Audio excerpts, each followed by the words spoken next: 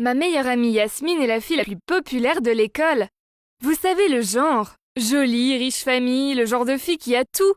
Je suppose que certains diraient que c'est une enfant gâtée. Je veux dire, elle est assez méchante avec les gens. Et ses sautes d'humeur sont tellement imprévisibles. En plus, elle aime s'en prendre à tout le monde. Mais heureusement pour moi, nous sommes amies depuis que nous sommes petites. Donc je savais qu'elle ne me traiterait jamais aussi mal que les autres enfants. Mais elle ne m'a pas vraiment traitée gentiment non plus. En fait, la plupart du temps, je me sentais comme ça bonne. Mais il y avait aussi de bons jours, où elle était la meilleure amie de tous les temps. Elle m'achetait des trucs, et m'emmenait même à son country club chic le week-end. Mais quand elle devient grincheuse, oh mon Dieu, j'en ai payé les frais. Elle me criait dessus, et se plaignait de chaque petite chose que je faisais. Puis elle me donnait des ordres. J'étais comme sa petite balle anti-stress ou quelque chose comme ça. Une fois, elle a réalisé que ses vêtements de sport étaient mouillés. Alors elle m'a fait échanger avec elle, pour qu'elle puisse porter mes vêtements secs. On aurait dit que j'avais fait pipi dans mon pantalon, et que tout le monde se moquait de moi. Elle ne m'a même pas défendue. C'était comme si elle m'utilisait pour pouvoir briller encore plus. Chaque fois qu'elle sortait avec des garçons, elle me traînait avec elle, mais ne me le faisait pas savoir à l'avance, pour que je me montre négligée, et qu'ainsi elle soit superbe à côté de moi. Il est clair qu'elle ne voulait pas que j'attire l'attention. Un jour, je me suis maquillée, et elle m'a dit que je ressemblais à un clown.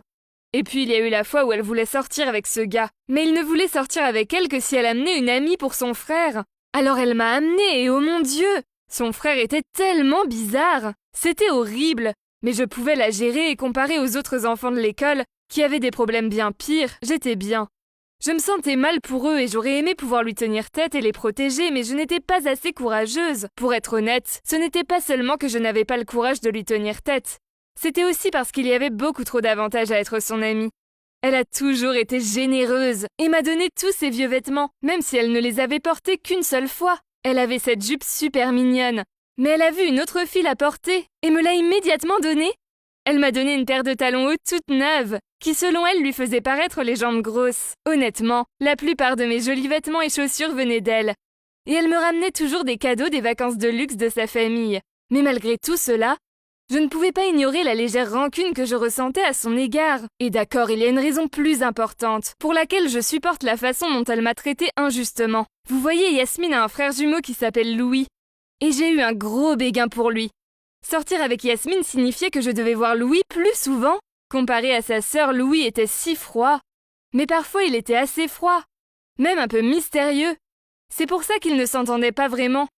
Yasmine disait toujours des choses méchantes à son sujet dans son dos, des choses comme le fait qu'il était si lamentable et un tel grand-père. Mais une fois j'ai presque tout gâché en traînant chez eux. Louis était en train de se détendre et de jouer de la guitare tout seul sur le patio. Alors j'ai fait semblant de me promener et je l'ai approché et complimenté. Mais Yasmine m'a vue en regardant de la cuisine. Après, elle m'a attrapée et m'a dit « Eh, qu'est-ce que c'était? Est-ce que tu viens de flirter avec mon frère? Ou est-ce que tu as le béguin pour lui? Ne t'avise pas de le faire. Si tu le fais, alors notre amitié est terminée maintenant. » J'ai été tellement choquée par sa réaction que j'ai rapidement nié et dit « Burk, voyons, ton frère est une brute. » J'espérais qu'elle ne s'aperçoive pas que je mentais. Après cet incident, j'ai dit à Yasmine que je devais rentrer chez moi, car j'avais des confections à terminer. Elle a éclaté de rire et m'a dit que le bricolage était pour les losers. Ça m'a vraiment contrariée, parce que j'adorais faire des bricolages, et que mes cousins et les enfants d'à côté m'avaient demandé de commencer à leur apprendre comment faire. Mon unique cousin m'avait même persuadée de commencer à faire des vidéos sur le sujet. Alors même si Yasmine trouvait ça totalement pas cool, j'ai continué et j'ai secrètement lancé une chaîne YouTube pour partager mes vidéos de tutorat sur le bricolage. Les enfants de mon quartier ont tous adoré, et j'ai vite eu pas mal d'abonnés. Puis j'ai fait un pas de plus, et j'ai fabriqué des marionnettes de certains personnages de dessins animés populaires, et j'ai commencé à faire des vidéos de spectacles de marionnettes.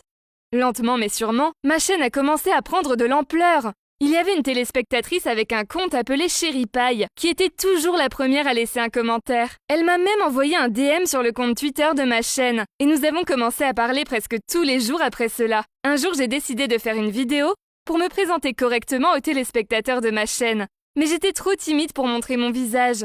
Alors je l'ai fait avec les marionnettes à la place. Le public semblait plus intéressé lorsque je parlais de ma propre vie. J'ai donc commencé à leur parler de ma famille et de mes amis. Et bien sûr, cela incluait Yasmine, mais j'ai changé les noms de tout le monde en surnoms amusants. et j'ai changé un peu ma voix pour que personne ne me reconnaisse. J'ai commencé à parler beaucoup de Yasmine et de la façon dont elle me torturait, moi et les autres enfants. Je lui ai donné une voix horrible qui ressemblait à un monstre, et j'ai même montré comment elle se moquait de ce que les gens portaient. Je me suis tellement impliquée que j'ai commencé à inventer des choses, comme dire comment elle volait l'argent du déjeuner des autres enfants, leur faisait faire des devoirs pour elle, et leur faisait acheter ses collations à chaque récréation. Elle agissait toujours comme si elle était une sorte de reine. J'ai réalisé combien de sentiments j'avais enfouis au fond de moi au fil des années, et maintenant j'avais cet exutoire créatif pour les libérer tous. J'ai même raconté l'histoire de Yasmine, qui s'est fait larguer par son ex-petite amie, et comment elle a essayé de le récupérer et s'est retrouvée sur le pas de sa porte. Il était avec sa nouvelle petite amie, et elle s'est accrochée à sa cheville en le suppliant de l'inviter à nouveau à sortir avec lui. Yasmine mourrait si elle savait que j'avais partagé ça. Mais je ne pouvais pas m'en empêcher.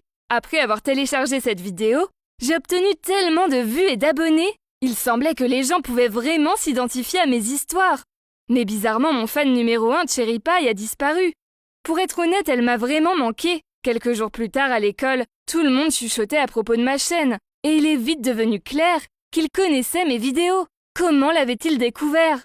Mais ensuite, à ma grande horreur, j'ai réalisé qu'il pouvait voir mon uniforme scolaire dans l'une des vidéos.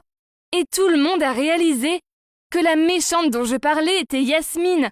Elle était furieuse à ce sujet et a dit qu'elle allait découvrir lequel de ces losers l'avait fait et faire de leur vie un enfer. J'étais tellement terrifiée que j'ai mis toutes mes vidéos en privé et j'ai même pris quelques jours de congé de l'école. Car je me sentais si inquiète de ce qu'il se passerait si elle découvrait que c'était moi. Et puis un jour, Cherry Pie m'a soudainement envoyé un DM à nouveau. Je pensais qu'elle allait me demander où étaient passées les vidéos, mais au lieu de cela, elle a dit « On dirait que tu as eu ce que tu voulais. Tout le monde parle de ta chaîne. Et maintenant, tu es enfin sous les feux de la rampe. Oh mon Dieu! Est-ce que cette fille est aussi allée à notre école? Qui était-elle? Ça ne pouvait pas être Yasmine, n'est-ce pas? » J'ai répondu avec une centaine de questions, en demandant qui elle était. Savait-elle qui j'étais? Comment elle m'a trouvé, ce qu'elle voulait? Mais je n'ai pas eu de réponse. Mais quelques heures plus tard, j'ai reçu un message disant « Viens dehors ». Quoi? Comme c'est flippant! J'ai commencé à avoir peur, que j'ai un harceleur ou quelque chose comme ça. J'ai pris un spray au poivre et je suis sortie. Mais au lieu d'une fille folle, Louis se tenait là. Attends, Louis est Cherry Pie. Il a dit qu'il avait découvert ma chaîne. Parce qu'une fois chez eux, j'avais lu les commentaires sur mon téléphone et il était passé derrière moi et avait vu le nom de la chaîne. Il est devenu curieux et il a fait un faux compte pour pouvoir regarder mes vidéos. Et c'est alors qu'il a développé un béguin pour moi et qu'il a pris plaisir à les regarder régulièrement. C'était jusqu'à ce que je parle de sa sœur et que j'invente toutes ces fausses histoires sur des choses qu'elle avait faites. C'est comme ça que Yasmine a découvert les vidéos. Un jour, elle a emprunté l'ordinateur portable de Louis et l'a vu s'ouvrir sur son écran. Mais au moins la seule personne qui sait que c'est ma chaîne, c'est Louis. Il a dit qu'il était vraiment déçu de moi et qu'il pensait que je valais mieux que ça. Puis il a dit qu'il allait supprimer son faux compte. Parce qu'il ne voulait pas être un faux menteur comme moi. J'ai eu le cœur brisé.